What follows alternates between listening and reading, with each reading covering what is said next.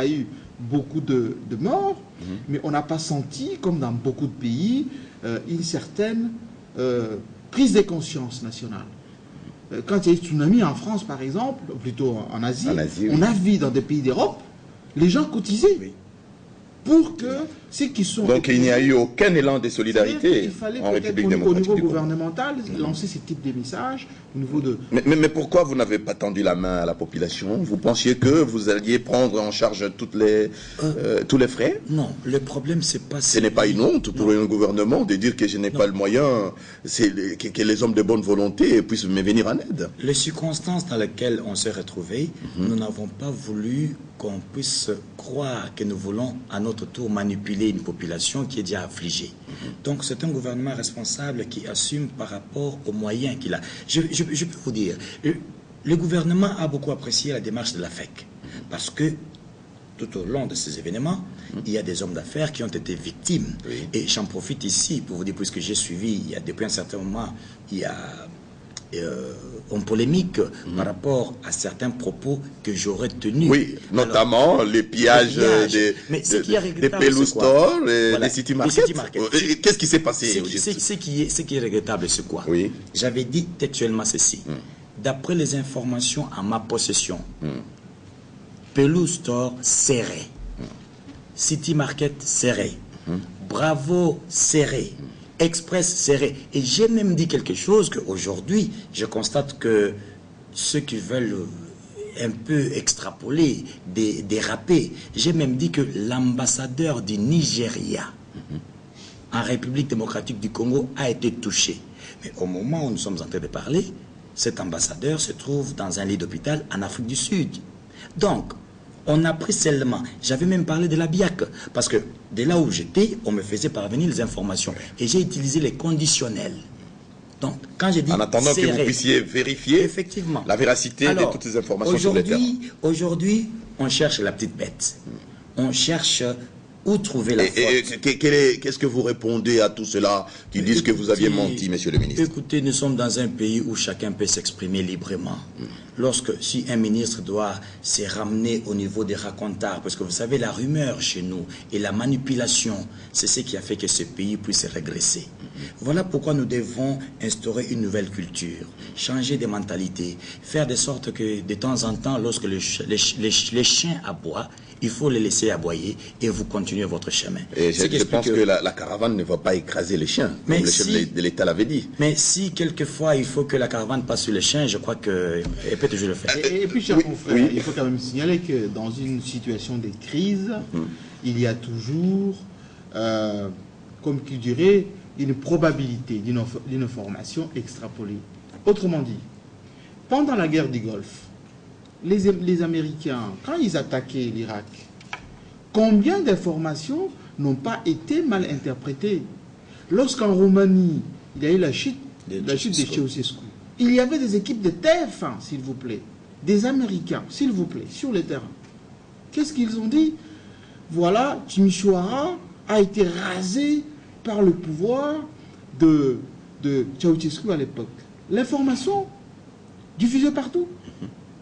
Mais après, non, comment dire, ce qui est important dans ce type de situation de crise, c'est la rectification a posteriori.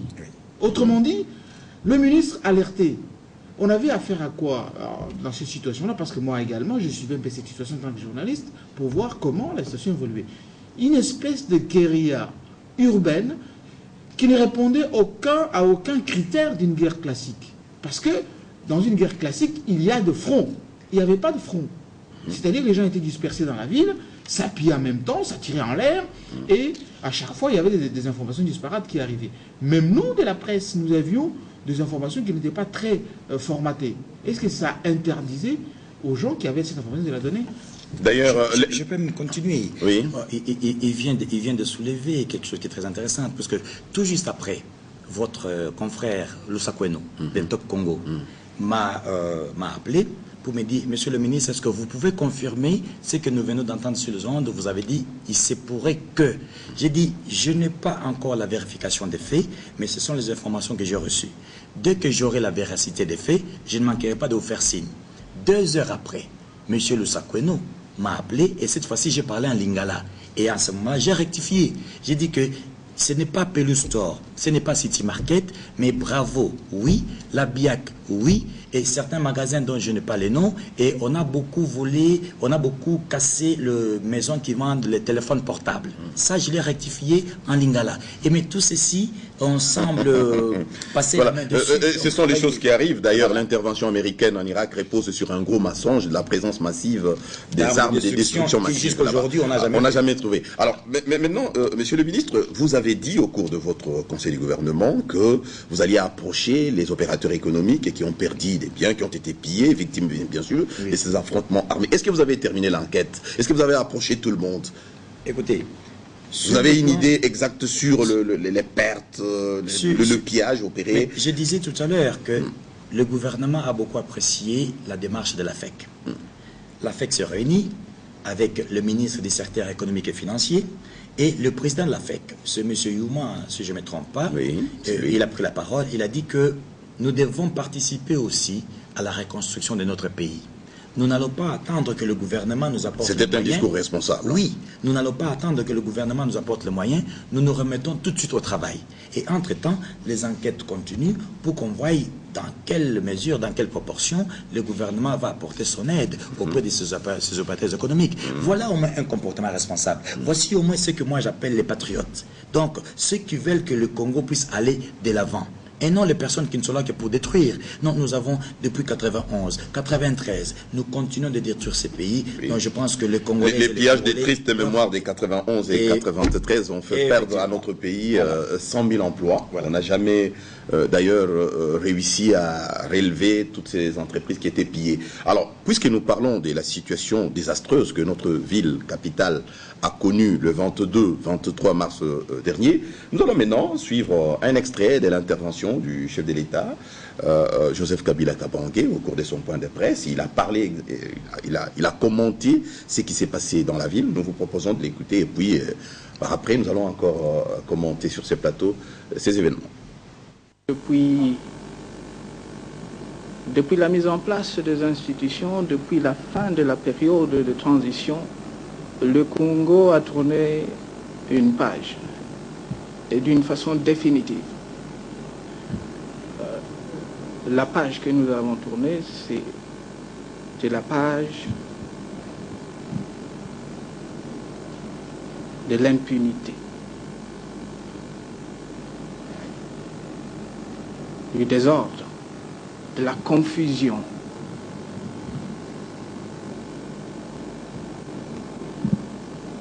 Après avoir tourné la page, le Congo, le peuple congolais, le pays, les institutions démocratiquement élues devraient ou soit doivent maintenant se mettre au travail. Et par conséquent, tous ceux qui pensent, que ce soit ici dans la ville de Kinshasa et sur toute l'étendue du territoire national, qui pensent qu'ils peuvent empêcher les institutions de travailler pour le bien-être de notre population, eh bien, ils doivent déchanter. Alors, l'action, si je peux dire, avait comme but de mettre une fois pour toutes un terme à la situation que nous avons connue, une situation d'instabilité, une situation d'insécurité dans la commune de la Gombe et pourquoi pas dans la ville de Kinshasa. Aujourd'hui, ces choses faites, c'était ça l'essentiel. Quelles sont mes habitudes?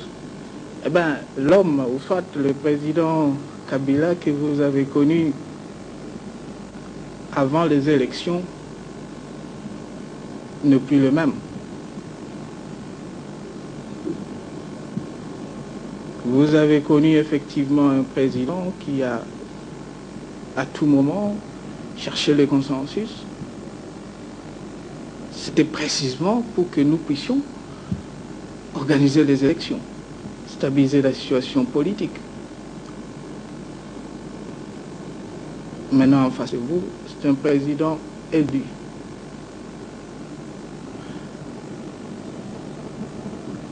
Je suis le garant de la Constitution.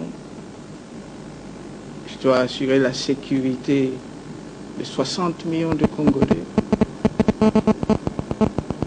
Et ce n'est pas par... Madame, ce n'est pas par les négociations que l'on va assurer la sécurité de 60 millions de Congolais, surtout d'étendue du territoire national. Alors, est-ce qu'il y a des négociations à faire? Je ne pense pas. Cette fois-ci, il s'agit bien de faire appliquer la loi. Point. En ce qui concerne l'opposition, eh bien, ou soit en ce qui concerne le mandat ou la décision de la justice, je n'ai pas de commentaire à faire là-dessus, parce que dans la Constitution, nous avons tous accepté, adopté, le peuple a confirmé au référendum le principe de la séparation de pouvoir. Alors là-dessus, je n'ai pas de commentaire à faire. Il faut poser plutôt la question au procureur général de la République. Mais secondo, les avantages accordés aux vice-présidents, les anciens vice-présidents de la République, eh bien, écoutez, je crois bien que dans notre pays, il faut instaurer une culture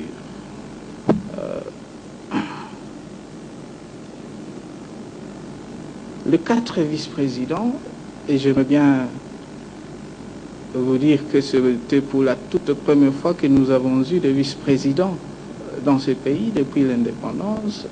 Alors, les 4 vice-présidents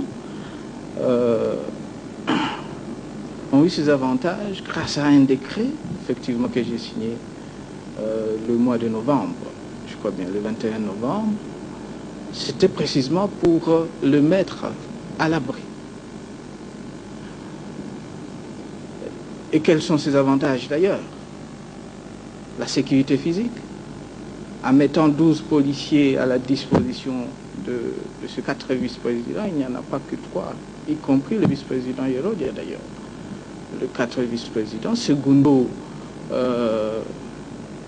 une maison de l'État, tertio, le 3/4 de leur salaire, quattro, le moyen de transport, parce que finalement, il ne fallait pas voir les vice-présidents à Matongue ou je ne sais pas, à pied.